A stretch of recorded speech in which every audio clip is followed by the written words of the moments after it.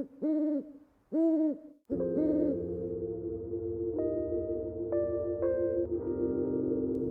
weird stuff.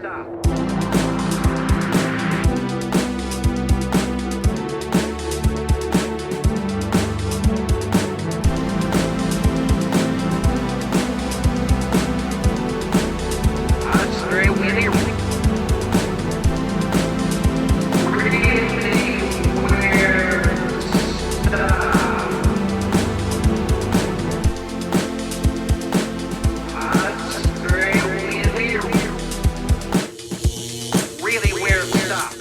Really Weird Stuff is a holistic Twin Peaks podcast. That means we discuss each episode within the context of the series as a whole. In other words, spoilers abound. Welcome to episode 2 of Really Weird Stuff, a Twin Peaks podcast. I'm one of your hosts, Jessica Baxter. And I'm your other host, sometimes Amy Green, Annie Malone. I'll answer to whatever. Whatever. And today we're talking about episode 1, Traces to Nowhere. It originally aired on April 12th, 1990. It was written by David Lynch and Mark Frost and directed by Duwayne Dunham. Oh. When it first aired, it was seen by 14.9 million households. It placed second in its time slot after Cheers. Oh, wow. What a dilemma that must have been for me. Right. It was a decline from the pilot ratings. This was the second episode out of 3 written by David Lynch in the first season. This is the first official appearance of Frank Silva as Bob after the accidental catch in the mirror. So the mirror thing was accidental. Was it planned, though, that there would be a glimpse of somebody in this episode, like before that mirror thing happened? And they just hadn't cast him yet? So it was the mirror thing that made them decide to do this. Oh, okay. The creeping behind the bed shot actually was another accidental thing. Frank Silver was the prop master. Mm-hmm. So he was futzing with something behind the bed, and David Lynch was like, oh my god, that's so creepy. Let's get a shot of that. And so that was another thing that just happened. Oh my god, this guy just created his own career. Like, oh look, I have to mess with something in this scene. He just had such a unique look. I guess. So Duwayne Dunham met Lynch when he worked as an editor for Blue Velvet. And then Dunham edited the pilot of Twin Peaks and was looking for another editing job, and David Lynch asked him if he could edit Wild at Heart, but Dunham was busy, so he said instead, will you direct episode 1 of Twin Peaks? So that's how he got that job, and Duwayne Dunham finished filming episode 1 the same day that David Lynch finished filming Wild at Heart. Oh wow. Coinky-dink. Alright, and now we can get into the plot. Alright. It opens on room 315 of the Great Northern Hotel, where Coop is up on his gravity boots, talking to Diane into his tape recorder. It's 6:15 a.m., February 25th. We get a real nice feel for the room as the camera pans around. Most of the shots in this episode are static, but this is a continuous shot of room 315, starting on the bedside table with Coop's gun that's unloaded. I like that little detail. The cabin bed, the rifle mounted by the deer hoof mount. Right. It's really funny. A bass. And then it closes up on the bar for his gravity boots. Right. How did he fit that in his suitcase? Right. That bar does not look collapsible. It doesn't. Right. Well, also later, when the Bookhouse boys get together, it's like, why did you pack all this random stuff? Oh, you know? I know. I just packed a tuxedo and a bunch of disguises and my gravity bar. And they're in their own little briefcase. Right. This is my FBI kit. Right. He brought a lot of stuff. Maybe he had Diane send a package ahead. Or no, maybe. That would have gotten there really fast because she was only just found the day before. To think to pack all that stuff. Maybe he bought it in Twin Peaks. I don't know. Maybe they never expected anybody to ask these questions. Maybe. But you know what? We need to know. Speaking of questions. What really went on between Marilyn Monroe and the Kennedys? And who really pulled the trigger on JFK? I like that an FBI guy is saying, and who really pulled the trigger on JFK, Yeah. you know. I feel like usually the FBI doesn't like to go in on conspiracy theories like that. Like, Yes. don't look at us. Exactly. It was For that sure, one it was just that guy. one guy. Yeah. No further questions, everybody. That's why Coop is never a cab. Right. Then he goes to breakfast in the Great Northern Dining Room, where a waitress named Trudy pours him a cup of coffee. Wait a minute. You know, this is, excuse me, a damn fine cup of coffee. I've had, I can't tell you how many cups of coffee in my life, and this is one of the best. I always like that moment because I feel like before he smiles and is super nice, she's never waited on this guy before. Mm-hmm. And he's like, wait a minute. Right. They don't show Trudy's face, but I just always imagine her like rolling her eyes and being like, oh my god, Like, what what? is this guy gonna want? And then he gives her a compliment and she's so relieved. He has his weird ass breakfast order that sounds gross. Just bacon and burned eggs. He doesn't even ask for toast or anything. Hard eggs, no. I mean, I don't eat bacon. When I did eat meat, I didn't like it. But I feel like if I did, I would want super crispy, like an almost burned bacon. But he says almost burned, but then he says cremated, which is all the way burned. right. So, I don't know. I feel like he wants it more burned than Yeah, crispy. cremated is more, yeah. It's a weird breakfast, just the bacon and eggs. No starch of any kind, you know? He's like an early keto guy. So he can eat all that pie, I guess. Right. Oh, right. Yeah. Coop, what's up? He's like, I'm paleo except for pie. Right. Keto in the morning and anything goes afternoon. Yeah. Oh, and he also orders grapefruit juice, which is like, this is the one moment where I do not like this moment. This is my least favorite moment in the episode, and one of my least favorite moments in all of Twin Peaks. And it's so shoehorned in by Duwayne Dunham, by the way, which we'll get to in a second, but where he's like... And I'll have the grapefruit juice, just as long as those grapefruits are freshly squeezed. He says that right as the camera kind of zooms in on Audrey's boobs. Right. The way it shoots his eye line, he's looking at her boobs. Mm-hmm. And nothing about Coop after this, and even before this moment, gives any indication that he would be creeping on a teenager. It's so hard to tell how old anyone is, you know, especially when you're watching on TV when teenagers are played by 25-year-olds. Like, But does she he... actually was really young, wasn't she? Right, but like, that's the first time he's ever seen her. Does he know just by looking at her that she's a teenager? Maybe not. I don't know. She's wearing a blouse. Right. Maybe she's crazy hot. I don't Yeah. know. Like, it's She's forgivable. crazy hot. I also noticed that you really don't like boob stuff. Like, both times we watched Gentlemen for... You hate when they say those girls won't drown. Is that a thing for you? That... I guess it is. It's just kind of an objectification that, I don't know, I guess it reads as crass to me.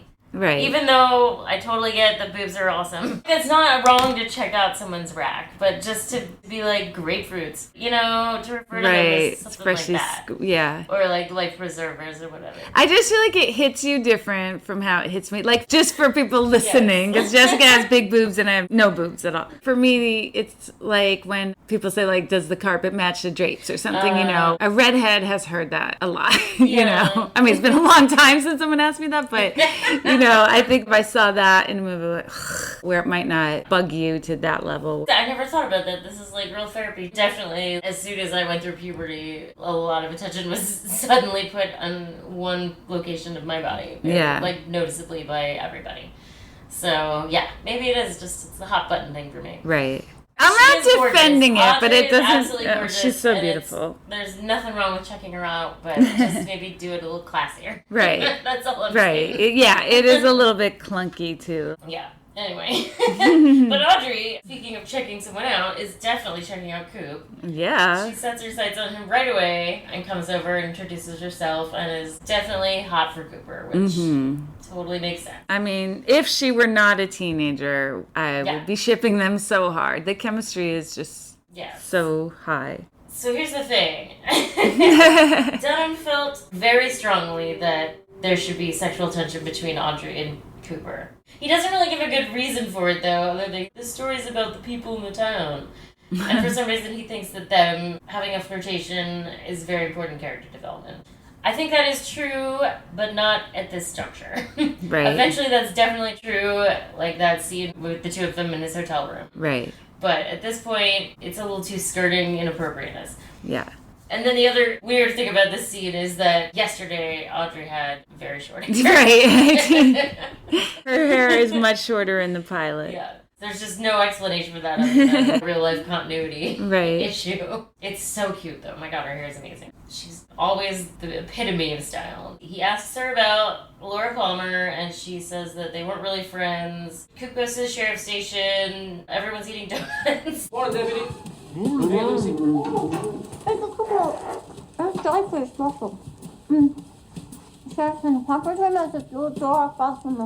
I'll look for him in the conference room. He kind of comes in and takes charge, which I like. I like that there's a plan. Let's get James Hurley up from cell 4 and talk to him straight. Then let's have a little chat with those two perpetrators. Now, I've got the rest of our day mapped out. Let's meet back here in 3 minutes. Harry, I really have to urinate. I get very, like, Virgo energy from Coop. I don't actually know what his birthday's supposed to be. I'm sure he has one. Yeah, I'm sure there's canon there. Dale Bartholomew Cooper was born April 19th, making him an Aries. Yeah, he's just like, this is what we're doing today. Right. He has that, like, just drank some coffee energy, Yeah. you know? He's a little amped up. Totally. He's having his first post-coffee pee. Yes. Now I like to see connections between him and Dougie Jones. He's all amped up, which is not like Dougie Jones, the way he's talking or anything. Yeah. But then he has this urgency to pee, which you see with Dougie when he's at work, you know? He always waits a long time to pee for some reason. He does. It's like he doesn't know he can or something. I mean, it's funny to think that Coop was in the lodge for 25 years and didn't pee. But he was like drinking that sludge coffee maybe during that time. I don't know how things work in the lodge. No, it's very... Is it future or is it past? We don't know. Is it future or is it past? I did like the closed captioning, Harry's loud gulp. There's a lot of good closed captioning to it when he just says toot toot. Yeah. Doc Hayward's there. He's presenting the results of the autopsy, which he didn't have the heart to conduct himself, but he assisted a fellow from out of town. He says the time of death was between midnight and 4 a.m. What killed her? Loss of blood. Numerous shallow wounds, no single one serious enough to have caused death. She had so many different wounds. It was just the cumulative loss of blood. And it was also found that she had sexual relations with 3 men. So see, Harry, you can still examine a body that's been in water. Right, yeah. And then Hayward gets into a really, like, terrible speculation about Ronette seeing what was done to Laura. She had a severe head injury. It's still early to tell. Add to that the psychological impact of the fear. Probably witnessing what was happening to Laura before she...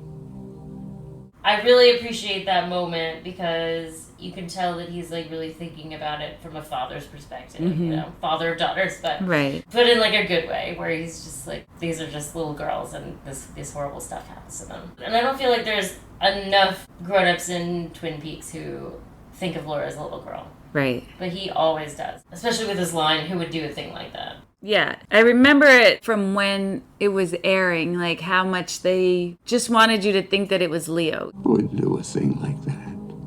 Leo! Like that's the reddest of red herrings. Not just show him, like his name is said out loud, you know. Who would do a thing like that? Leo. Yeah, Leo, and he has a bloody shirt. He would, though, you know. I mean, even though he technically is not the one who killed her, but he definitely would do a thing like that. Yeah. Leo is so bad. He's terrible. And he definitely did horrible things to Laura, even though he didn't kill her. And then he does this other shitty thing, of course, where he tricks Shelley. Obviously, he's so abusive. Did you do all the laundry? No, you didn't. Right. What is the point? Here's a bag of laundry from my truck, right? You can still be like, do this extra laundry and be shitty without having to like trick her. Right. What's like, that extra step? Yeah, I just wanted you to think for a minute that you were done with that. She's about to go to work. Her day didn't even start yet. I know. Like, yeah, she's about to do it when I get home from work. Mm-hmm. Like, do it now. Ugh. I know, and then also it was like he's kind of rushing her. She's doing the laundry, and then he's like, Norma's here, get out. Hey. She's like, I she was ready to go. I know. That's why I should do it later. There is no pleasing an abusive person. He's definitely very trademark abusive. And he's also trademark Lynch abusive with that cheek squeezing thing. Yeah. That's a real Lynchian trademark. Like, creepy guys squeeze people's faces. And it really is very creepy when you think about it. Because it's just so disassociative. Mm-hmm. Very effective. Have you ever seen a washing machine in the backyard? I know No, their that house whole so setup tiny. is strange. Right. Well, I mean, it seems like they're in the middle of working on stuff. There's some construction happening in that house, like he's building on it or remodeling it. That definitely seems like a renovation that Leo is never getting to. He like did the demolition and that's as far as he's gotten. Laundry outside and a dresser next to it. It's a weird setup, but I just assumed it's a temporary thing because of whatever it is that they're doing to the house or that he's doing to the house. You can't tell because the timeline of the show, like the whole thing spans over 2 weeks or something. You know? I don't know how long it's been like that. I don't know when he would be working on it. Seems like he's always very busy with anything other than his actual job. And it's not like it's contractors doing it or something. No, definitely not. I'm sure he would not. Be paying someone to do that, no. Now we're back at the station, and Coop and Truman are interrogating James. Shut up, James! You've got to shut the fuck up, James. He confirms a bunch of things, including that he shot the video. Right. Coop loves showing that He video took to the people. pictures, yeah. The little dance they do is so strange. It's a very funny, frolicking. Right. Like, I want to know, like, who came up with that? With their directions specifically to dance like that in sync, or just like, have fun and we'll record whatever happens. I know. It's such a goofy thing. You see it so many times. You Yes, do he see it loves so that many video. The close-up, he loves that zoom in. Yeah. And to freeze frame on the zoom in. Yeah, that's a real favorite move of Coop. My shut up James, I think it's such bullshit when James says that Laura was afraid of Bobby. There's no way she was afraid of Bobby. Right. Bobby was like a pussycat compared to literally everybody else in her life. Who else does James know about? Did Laura mention Bob in front of him and that's who And he he got thought? confused? I mean, Maybe. James is not smart, right? It's true, he is so So dumb. James is sweet, but he's so dumb. That is my favorite line He's in sweet, but ever. he's so dumb. Anything that James says, it's so hard to know. He could just be saying that because maybe he thinks Bobby killed her. I mean, he's so dumb. So he might think Bobby killed her and then he's trying to direct them to him. She might have been talking about Bob. He might have thought that. She's cheating on Bobby with James, so she wants to sort of be hidden from him. I don't want Bobby to find out about us or see us. That doesn't mean that she's afraid of him, but it might be his perception. Yeah, and then she's definitely afraid of something, so you maybe put those two things together. Right. It's not helpful at all. The one interesting thing about it is that, for this scene, is that, you know, obviously you recall Fire Walk With Me, because he's talking about that night, and I love that scene in Fire Walk With Me. They have that final conversation. Laura's just so weird. She's so strange. I love her sense of humor. She kind of goes back and forth between being scared and making jokes and flipping them off. What about this, James? Also, like, it feels significant that it's at a traffic light. Like, Bill loves the traffic lights in this town. And then he stops at the traffic light even though there's no cars. Mm-hmm. Yeah. Don't you notice that Coop is way nicer to James than he was to Bobby? Yeah. He knows James didn't do anything, but he also knew Bobby didn't do anything. Yeah, they're saying he doesn't like Bobby. Right. He's a dick to Bobby. Not that Bobby's given him a reason to be nice to him, but you're right that he takes extra care with James. It is funny, too, how, like, James and Donna had this very dramatic conversation about protecting James or whatever, and Donna says someone else filmed it and don't let them know about the necklace, and James just folds completely, you know, yeah, I was there, I was the one who did that, I have the necklace, you know, it's just like... Well, he doesn't say that he had the necklace. He still says he doesn't know where the necklace is. Oh, right. And at that point, he actually is telling the truth, technically, because they buried the necklace and then... But wait, but he didn't say that he knew anything at all about it, or... Coop says, do you know who has the other half of this necklace? And he says he doesn't know. Oh, okay. All right, I got all mixed up. Or where it is, yeah. But he Right. doesn't tell them, I did have it, and I buried okay. it. He definitely doesn't say that. Okay, well... Which would have been maybe We'll helpful. just flag that part, right? Yeah. Yeah, I guess he still has it in his head that they think whoever has that half will be the murderer. But Yeah. again, because he's stupid. Right, he's so dumb. The other interesting thing is that he references something happened a couple of days ago that scared her. Mm-hmm. Again, back to Fire Walk With Me, it's that she found out Leland was Bob. Right. And that is very terrible. That would be pretty scary. And then there's the flashback to Laura. Guess why I'm so happy today? Because your hair smells so good. Because your skin's so soft. James, guess why I'm so happy today? Because your skin is so soft and you smell so good. That's my shut up James moment. It's like, James, oh God, wow. What decade are you supposed to be from, James? And how old are you supposed to be? Right. But Laura really does have such a beautiful smile. Right. I love the way she's shot. She really is just like an angelic presence. She is, yeah. Because I really believe that you love me.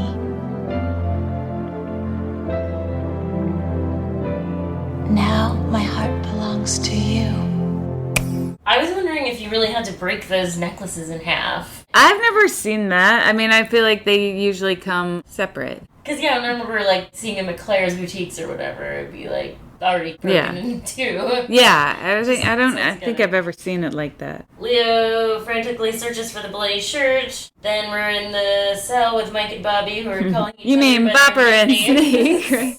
Bopper. They're cute nicknames. It's so strange. Bopper and Snake. I really can't think of two less appropriate nicknames for people. I feel like Bopper almost works. I mean, Bopper fits better than Snake. I don't see it, Mike, as a snake, you know? Snake, I would feel like, is like a cool, scary, tatted up biker guy or something, you know? Not Mike.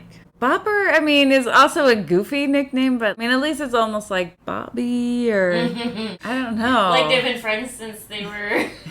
Maybe that's.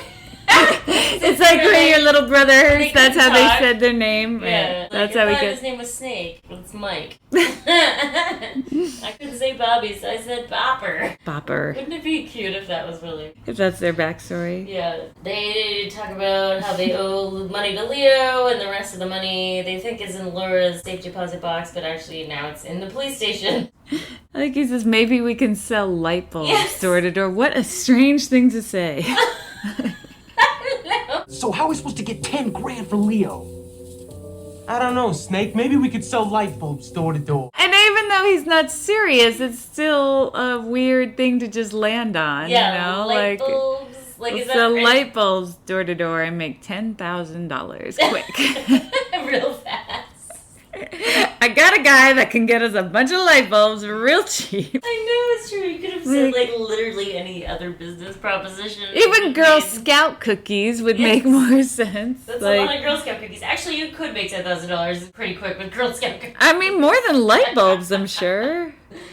What's the demand for light bulbs? It's not a job anyone's ever had. Yeah, selling light bulbs door to door I don't think was ever a thing. James comes back to his cell, and Bobby gives him the stink eye. I love it. Which is fun. And then for some reason, Duwayne Dunham, what's up, dude? Cuts back to the video footage, shot of Laura, and a weird, like, low voice of her saying, "Help me." Help me. Yes. It's like someone imagining that? What is supposed to be going on? Right. What's that? I don't know. That's weird. I mean, I know there's a lot of really weird stuff, but it's not that kind of weird. It's a strange choice. It's like TV movie hacky. Right. It's not something you would expect from a Lynch and Frost property. We'll have to pay attention to other Duwayne Dunham episodes because this is not the last episode he directs, but he's not my favorite director so far. Now we're at the Hayward house. Donna wakes up and it's late. Yeah, and 10:30. She's wearing a football jersey and long johns. Right. Which one assumes was her sleeping outfit. Yeah. It's a strange one. It's pretty weird, yeah. I find football jerseys so uncomfortable in general. It doesn't breathe at all. It's like the last thing you'd want to sleep in. Ugh, yeah. It's just kind of stiff. I guess maybe it's Mike's jersey or something. She might not have been sleeping in it. But she is acting like she did, why didn't you wake me up? It's 10:30. She thought she was supposed to go to the sheriff's station, but Eileen says they called and said they're booked up for the day, and so she could come in the next day, and that's why they didn't wake her up. And she talks about her feelings about Laura and how she feels guilty about falling for James, and she feels like she's betraying Laura. I find it very surprising that Eileen and Will don't know James. Right. They're like, did you really go meet a boy named James Hurley? Like, yeah, James Hurley. Right, yeah. This is a small town. I mean, and It's even... so small. Yeah, and even if they would have only just heard of him He's the through guy the who events rides of around Laura. on the Yeah. motorcycle. Like, there's not that many. I mean, they must know Ed, right? Yeah. And also even, like, the gossip in a small town that, like, his mom takes off occasionally and that's why he lives with his uncle, who they know. They would know who that was. It's very strange. Right, and he's in school with them. So that goes back to, this was ABC's, the producer's decision to add the 1 at the end of the population on the Twin Peaks sign. But there really are only supposed to be like 5,100 people in this town. Okay. There's no way that there's 50,000. It's so weird that they're like, no, it wouldn't make any sense. Of course it does. It's Right, a tiny town. Right? It makes way more sense than 50,000 people. Yeah. It's a lot. Back at the station, Ed comes to pick up James. He wasn't charged with anything, so he doesn't have to post bail. He meets Cooper, who warns him that he thinks Mike and Bobby are going to come after James. Then Lucy receives a call from Albert. Yay! Sounds like long distance. It has that open air sound, you know, where it sounds like wind blowing through trees. I don't think that was a thing. In 1990, that a landline long-distance phone call sounded different. The payphone would sound different. Maybe. I think it's like someone being on speaker sounded different. Yeah. That definitely sounded different. Even the way she's describing it, like when someone used to call you from a landline and they had it on speaker, it sounded like they were in a tunnel. This isn't to say that Lucy wouldn't think something like that because Right. she is so weird, especially about phones. But is it based on fact? I don't know. I don't know. Yeah, I'm trying to remember. I would believe there could have been a long distance sound maybe like in 1970 or something. Maybe that's it. He's calling from a payphone or something, and she thinks it sounds like a long distance. Maybe. I mean, and it probably is, because I'm sure he's calling from Oh, right, Philadelphia yes. or He's something, definitely but- not calling it's not a local call, that's No. for sure. Coop gets on there, and he has to plug the lamplighter in again. I love He that. loves that lamplighter in. They got a cherry pie there. That'll kill you. And I love picturing Albert just being very patient on the other end of that call, you know. He's short with people and not nice, but he's very patient with at least the other FBI people. Yes, with people he respects. Mhm. It's very sweet. Yeah. He just doesn't like bullshit. I fucking love Albert. I love Albert, yeah. I can't wait for him to be there. Oh, gosh. Harry checks in on Ed's coconut. And Ed tells him that he thinks Jacques Renault drugged his beer. For what Right. reason, I have no idea. Do we think Jacques Renault drugged his beer? Why would Jacques Renault drug Ed's beer, of all people? Also, is it true, like his telling of that story of I fell before I even got hit? He got hit, right? He did, yeah. Did he get hit while he was on the ground, like he fell and then got hit? I don't think so. So he Yeah. didn't fall before he got hit then, you Maybe know? he's trying to protect Bobby. See, I would take that as sort of like a pride thing, like Oh. I wouldn't have gotten knocked down by a Yeah. one hit from a high schooler, so Yeah. there must have been something in my drink. Maybe that is what's going on. It's pretty weird. Yeah.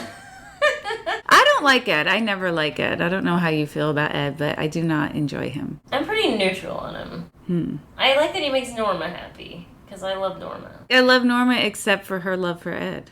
Yeah, I mean, like a lot of the women in this town, she has very suspect taste in men. Yes. The pickings are slim, though. So That is true. That's the one thing I like about Ed, is that he sees how great Norma is. But he's, like, so chicken shit about it. Right, that's the thing. Definitely- Is like, does he make her happy by not leaving his wife for 20 years, but kind of acting like he's going to for all that you're right. time? You know, I mean, Oh. it takes him a very long time to leave his wife. Sure does. You know, which is disrespectful to both of Well, he them. doesn't even leave her. She That's leaves right. him. She leaves it. Yes. So She says you're free. He I needs her to mean, say it. Oh my God. I don't find like honor in that at all or anything. right. You know. Yeah. I have respect for people who leave bad marriages, even if it's hard for the other person. Because it'd be better for them than lying to them. Right. Yeah. It's not like, oh, out of respect to Nadine, I just fool around with Norma on the side and act like I'm going to leave her for 20 years, you know? Because I Great. respect women so much that I'm doing this. Right. Good point. You might turn me into an Ed hater. At the general store, Norma and Nadine run into each other. It's soup's awkward. Very awkward, yeah. I do like Norma, but in that interaction, I really feel Nadine. I mean, I like that Nadine is onto her on some level. Maybe she doesn't officially know that they're carrying on now, but it's like... She knows they have feelings. Right. And also I feel like she knows that Norma thinks Ed settled for her when Norma's better. You know, like I feel like she has that sort of inferiority complex with her a little bit and is just... Yeah, I really feel Nadine in a lot of ways. I do like Nadine. That's Yeah. why I don't like her introduction in the pilot. Right, It's like- where it's just like, oh, there's my shrew wife. Yeah. I mean, she's got a lot of problems, and her Right. character gets really weird. Right. But I overall really like her. There's nothing wrong with her, really, you know, Right. other than She's a character. And I mean, I feel like that's like a good idea, silent drapes. She's really into it. Yeah. I'm not really into her taste in color scheme. She's so excited about her beige sheer curtains. Ugh. That's pretty weird. Gross. It looks like no one's supposed to be excited about beige, right? But I like the way she says, cotton balls. Yeah. Cotton balls. By God, those things will be quiet now. She's so excited. Yeah. That store is a cute little, like, vintage store in North Bend. It's not that funny candy store, is it? The candy store is different, but they have, like, a big gumball machine. And I mean, I've definitely been in there. they've got, like, penny candy, too, by the register. Yes, I okay, think. that is the place I'm thinking of. It's either that or the one that's just a candy store, but I think it's that place. I had that thing where many years beforehand, someone was telling me that I looked like a girl that worked at Albertsons or Safeway or something. And then it was so many years later, I walked into a store in North Bend and one was like, oh my God, you must be so-and-so's sister. And I was like, oh, I get that all the time. Because I do get that all the time. People think they know me from something. I was like, oh, you know, people ask, did we go to high school together? Did you work at Safeway? And she's like, Jeannie works at Safeway. You know, like, it's a Safeway in Redmond. Yeah. She was like, I have my high school yearbook in the back. And she showed me the picture of this girl. I didn't think it was like this uncanny resemblance, though. I guess she kind of looked like me. I don't know. It's well, hard maybe to see when it's more now. Or it was more at that time, because you weren't in high school, right? Right. No, I wasn't. Oh, right, maybe. Sometimes people can That's really true. change after high school. Yeah. It hasn't happened to me in a long time, but like I used to get people telling me that too. You had a specific lookalike, right? That was kind of a player or something? There was in Tacoma at 7-Eleven, this girl walked up to me and was like about to throw a punch because she thought it was this girl who had stolen her boyfriend. Yikes. And then she was like, wait, is your name something something? And I was like, no. Oh, sorry. Sorry. Wrong bitch. Wrong bitch. What's the word? A tulpa. Fuck me gently with a chainsaw. Did you know Annie Malone and Jessica Baxter have another podcast with Christina Barr? It's called Paid in Puke. They discuss female-driven films through a Heathers theme. Movies like Promising Young Woman, Josie and the Pussycats, Whatever Happened to Baby Jane, Carrie, and of course, Heathers. Check it out wherever you get your podcasts. I promise it'll be very. Lick it up, baby. Lick it up. Back at the station, James is going home with Ed, and he asks the Bookhouse boys to watch his back. And Cooper, one more thing, Bobby and Mike. Right. Fellas, one more thing. Pray for the health and safety of James Hurley, because if anything happens to him, we're coming for you. And he's like menacingly working on his whistle. Well, not menacingly, but he's like, yeah, that's Coop's bad cop move, is whittling a whistle. Harry is an idiot because he's like, I'm starting to feel like Dr. Watson. Oh my God, he's it's just such a dumb reference. Right. It doesn't make any sense. It's so clunky the way he does it. Yeah, I think I better start studying medicine. Why is that? Because I'm beginning to feel a bit like Dr. Watson. Why, Harry? Good one.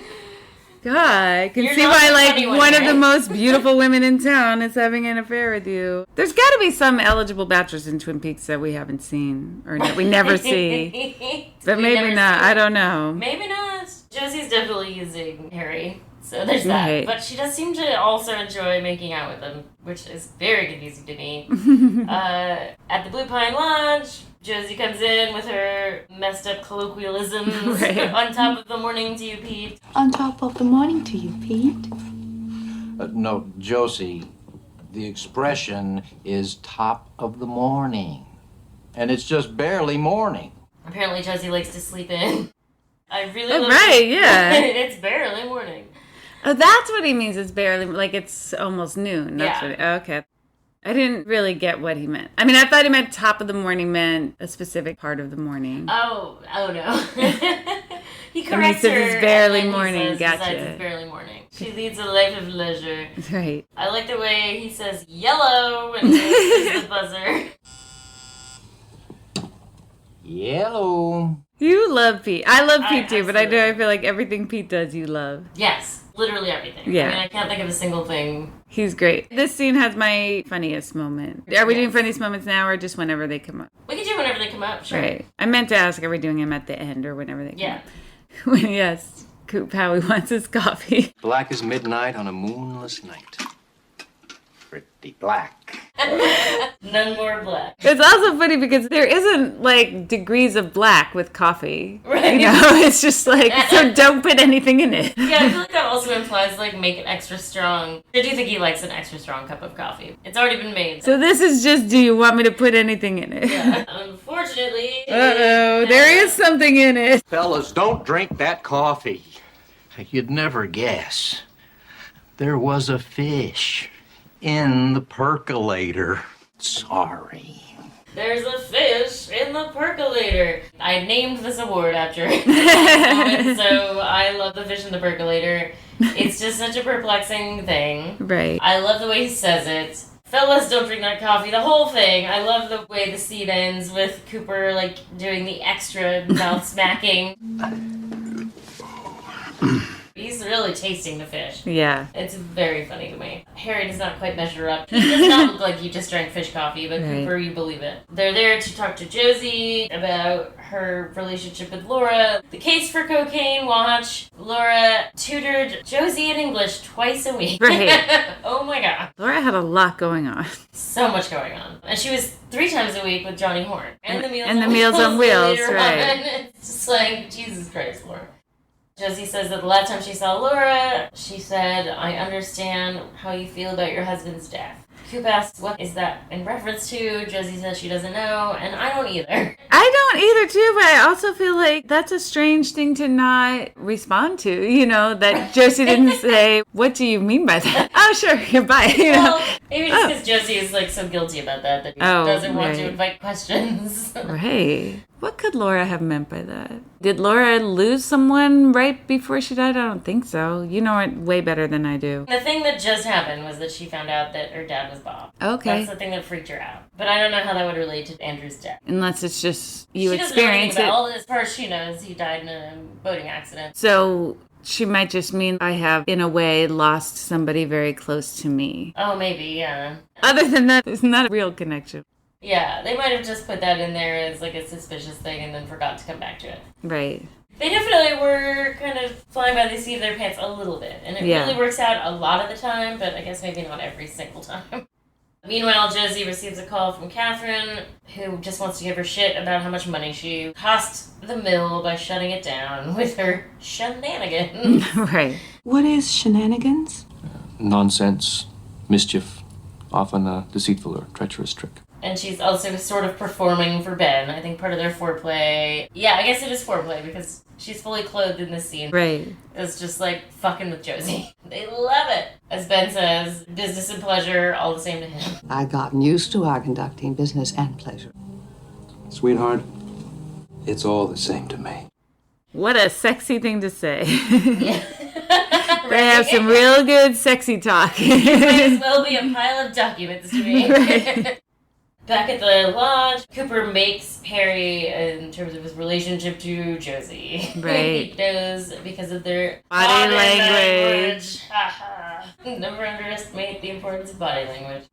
Oh, the other funny thing about Catherine's call is that she refers to Andrew as Brother Andrew. Right. Which is just very strange. So expository. Right. I am a sibling many times over. We don't do that. Yeah, there's no need to Brother say that Kevin. to Josie. Right. You know who, you know. You know Andrew. our relationship. Right. Which Andrew do you mean? Although one weird thing is my dad always does that. He's like, well, I was talking to your sister the other day. And I'm like, okay, so I don't know who you mean when you say my sister, but if you just said her name, I would know. It's a weird quirk he has always had. Oh, the origin of the fish in the percolator. I don't know how the fish got in the percolator. I have a little theory that maybe Catherine put it in there as like a passive-aggressive. Maybe Catherine doesn't drink coffee, or she drinks like only fancy coffee at the Great Northern or something. But it's based on a real story where David Lynch was having breakfast at his friend's studio, his friend Bushnell Keeler. Bushnell. And he had accidentally made coffee with a bar of soap in the percolator. Ew. Which, that makes sense, though, is how that would happen. You can see how that would happen. Like, I was cleaning it, and I left it in there. But you don't usually clean fish inside of a percolator and then accidentally make coffee. I don't know. Catherine and Ben are discussing their business plans. Catherine's wearing the sheet, like an evening gown, in the weirdest way. It is weird. And I mean, part of that you can tell is like because this is TV, you know, like that she can't show her boobs. Or She couldn't just pull it up like Right, like a normal TV. TV. Not even like a toga. Yeah, like it's a shawl. Yeah. Strange choice. It's like she ripped it off the bed entirely to wrap it around herself. But And they have very, very sexy talk. they're super horny for arson. Maybe it's time to start a little fire. Are you talking about business or pleasure? I'm talking about the Packard sawmill. There's some very funny Catherineisms. Some night when Pete's off on a toot with Smokey the Bear. Now I remember how all those hours turned into days. Some night when Pete's off on a toot with Smokey the Bear. I'm no schoolgirl. Right. They're a very funny pair. I like to think that line from Ben about this hour will seem like a day is like a nod to that scene in The Jerk. I know we've only known each other for 4 weeks and 3 days, but to me, it seems like 9 weeks and 5 days. Then we're at the Palmer house where Donna's come to visit. And Leland is not wearing a tie. Oh. But he does still seem weirdly calm. He seems to have it together in that yet. scene, yeah. Being cool. He's requesting don't upset Sarah. Poor Sarah. But Sarah is upset. She's sure already is? upset. Yeah. There's no upsetting Sarah. I miss her so much. You miss her? Yes. I miss her so much. I miss her so much. I miss her so much. I miss her so much. I feel like people remember Grace Zabriskie as being so overacting, and I think we talked about this in the last episode too, but she's so spot on, actually. She's like, the you right can't amount imagine acting, yeah. What she's been through. It's totally reasonable that she acts this way. Right. She's just been through the absolute worst thing ever. And Yeah. part of her knows her husband did it. I feel like she also understands that there's just this evil, scary presence that's like right there.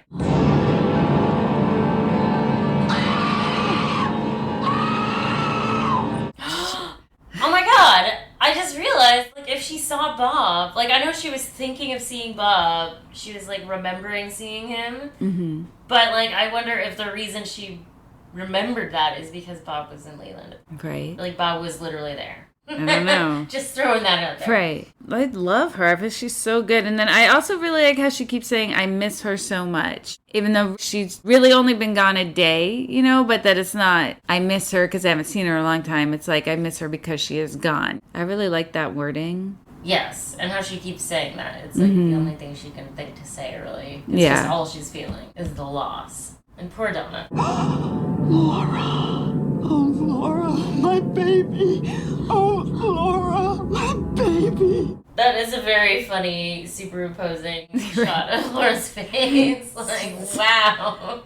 You guys really broke the bank with that one. I know. And usually against remastering old stuff or whatever they did to Star Wars or that kind of thing. But it's like, you know what? If you want to go tinker with that, Totally. I would accept that.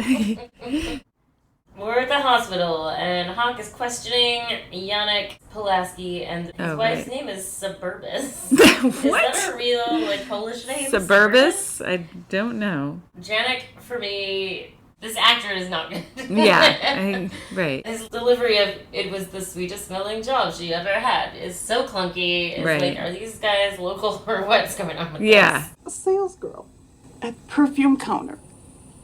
She used to joke it was the sweetest smelling job she'd ever had. Where did you get these people? More crew? They don't seem very invested in this scene. Do they know who they are in this scene? You know what I mean? Like what happened to their daughter who's behind them in like In a coma? Right. Yeah, I know. Suburbus is a little better, but Yannick is so monotone and not good.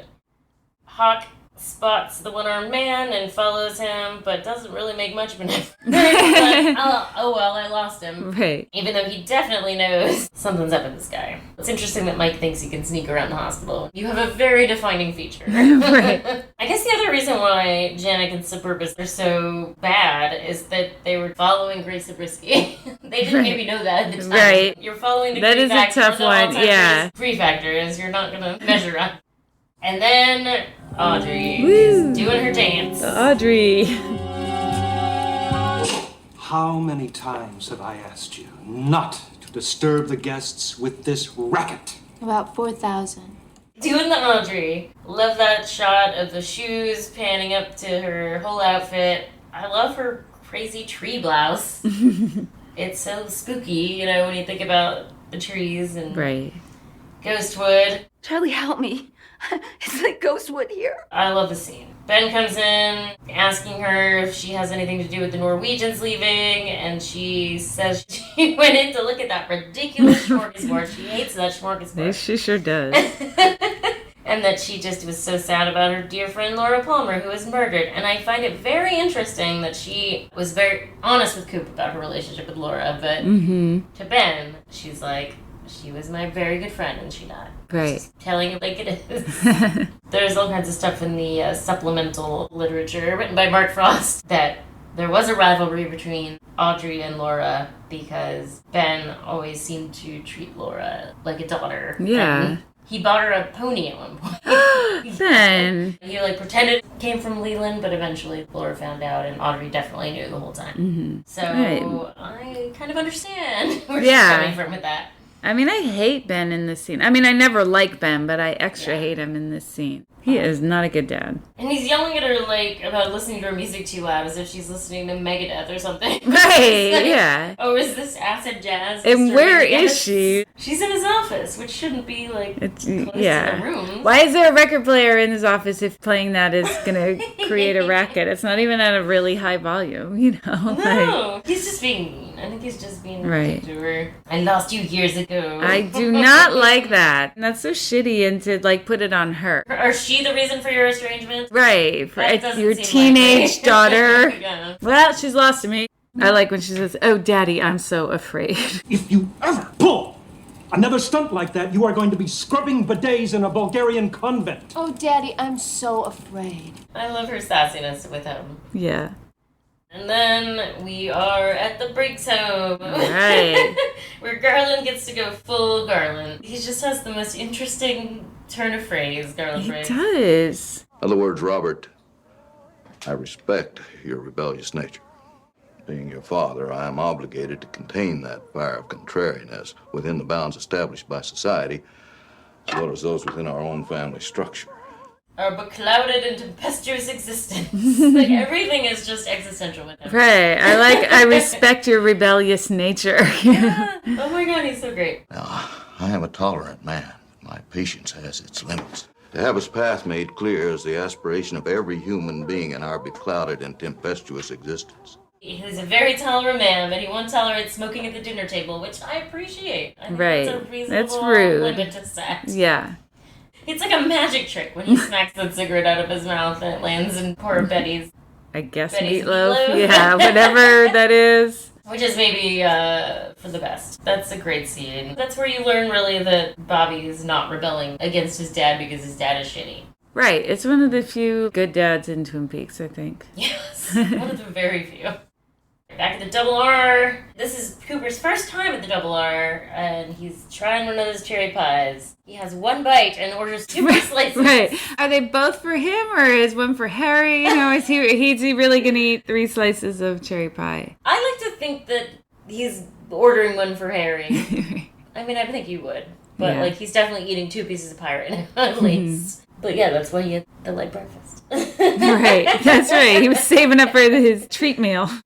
I do like him, and I don't like Harry. I don't like to praise him in any way.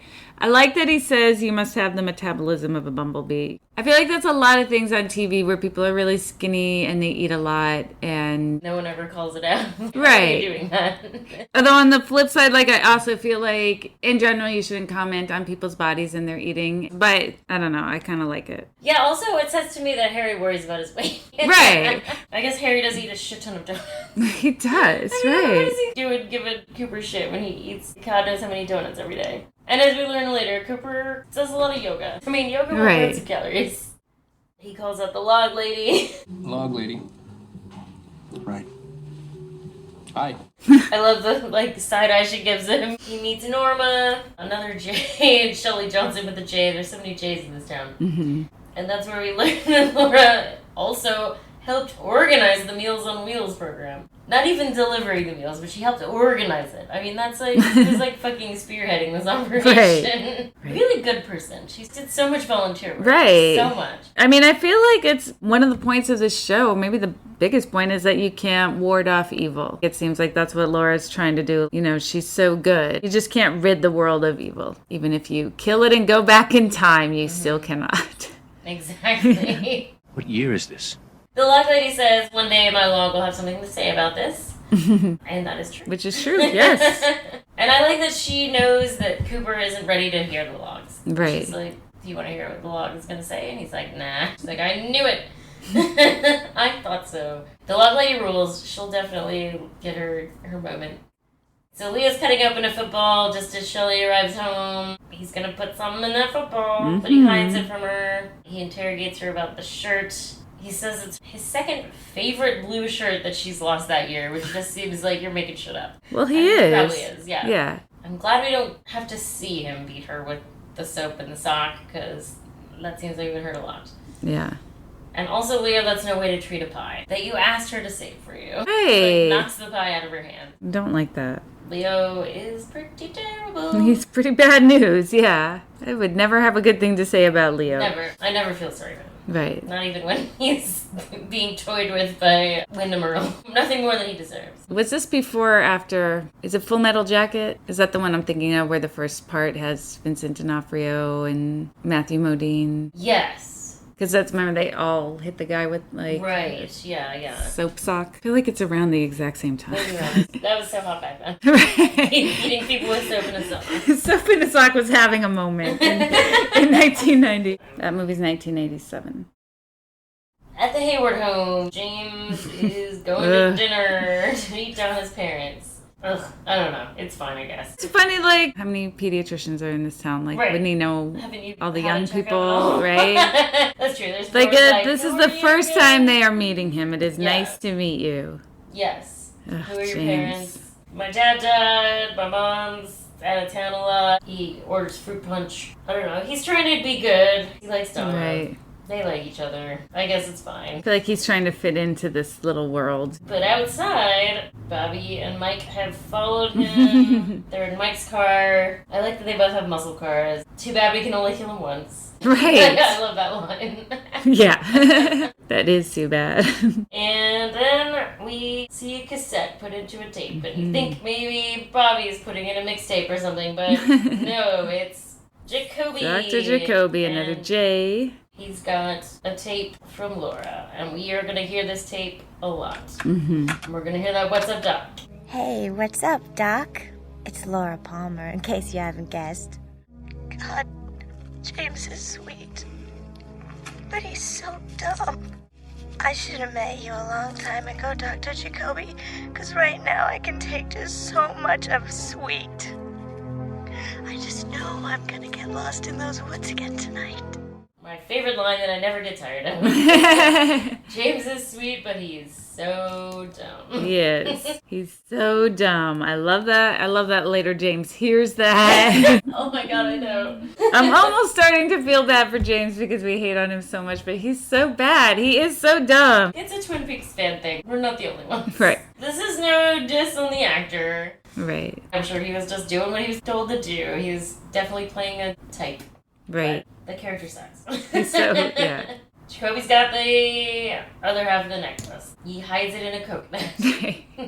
Is coconut a little mini theme this year? Well, we definitely, they find it in a coconut. Right, but remember Harry asked Ed has the coconut? Oh, it has the coconut! Oh my god, you're right. I was thinking the motif was like teens and their relationships with their parents, because we see like teens talking to parents. We do, yeah. But yes, I think a secondary motif is definitely coconut. The coconut. I'll say coconut. And that's the end of the episode. Ladies and gentlemen, the Roadhouse is proud to welcome LVP. My LVP, we might have the same one. My LVP is Ben Horn. Oh, that's a good one. I really, really appreciate that one. I never have anything that I like about Ben Horn. It's very bad sexy talk. Catherine loves it, so... I don't respect it, no. I'm the single one here, so I look at it from that lens. That's not how you want to be talked to. That's right. You want to be planning insurance for all. Don't tell me that it's all the same to you, my God. But the line that is most LVP is, I lost you years ago. Fuck you, Ben Horn. Who's your LVP? Mine is Leo. Oh, sure. I know. And then I felt a little bad about it as well, really, you know. I could totally see there's a case for each one. Right. Absolutely. Like, I do not disagree with yours. Right. This should not be viewed as an endorsement of Leo. Right. Obviously, he's just such a terrible, irredeemable person. Right. And there's no way to treat a beautiful angel like Shelley and also no way to treat a piece of pie. Inexcusable things both. And Shelley might not be the sharpest tack in the box or whatever, but she means well. Like, she's really just trying to get And by. also, like, he doesn't have to be abusive, like, to get, I don't know, that's just an abuser mentality, I guess. But it's like, whatever it is he wants from her, you know, like, he basically wants a maid. She would still really do everything for him if he was just as nice as he was when they first got together. Like, when she describes what it was like when they first met. What is it costing you, Leo, to not be like that? Yeah. You find out later that he's on a lot of drugs. Right. So maybe that's part of it, but you don't just become a physical abusive person. Right. There's seeds there, and he just really likes it. I mean, yeah, again, right. The face squishing is so telltale and Lynchian shorthand for bad news. Bad news. Yeah. Yeah, exactly. We talked about the funniest moment, the fish in the percolator moment, but we didn't do the ceiling fan award. Oh, I forgot. Right. I mean, the Leo thing is pretty scary, but for me, the scariest is the glimpse of Bob. Yes. That's super scary. That's mine too. Yeah. Now, like, I can definitely look at Bob and it's no problem. I've seen him enough that I'm used to it, but the dude is creepy as shit. He's really scary. Yeah. It's also funny because Frank Silva is supposedly such a sweet guy. Aww. He just looks so creepy and disheveled, and his smile is so weird. So scary. Yeah. He really we haven't conveys seen him smile that. yet, but there's a funny meme where it's one of his weird smiles, and it's like, when I've just spent $200 on a school photo package.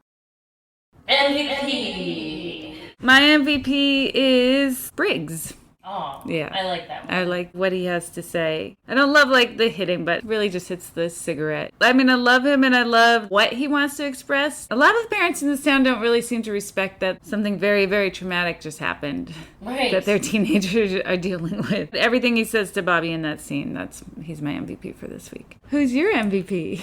Mine is Audrey. Yeah. I just feel like that's just such an iconic Audrey moment. Her relationship with her dad, the way she talks to him, and it's a real origin story because of what she becomes and how she like knows she hates her dad, but she doesn't really know why yet. She just has all these feelings. She thinks maybe it's because she's jealous of the way he treated Laura, but really it's because he's a shitty capitalist pig. She doesn't really quite know that yet, but she's kind of starting to understand. And, you know, the dance and the saddle shoes. Right. And her outfits are always just so on point. Yeah. She's always the best dressed.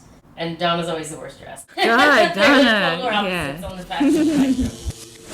If you enjoyed this episode of Really Weird Stuff, please take a minute to give us 5 stars on your preferred podcast app, especially Apple and Spotify.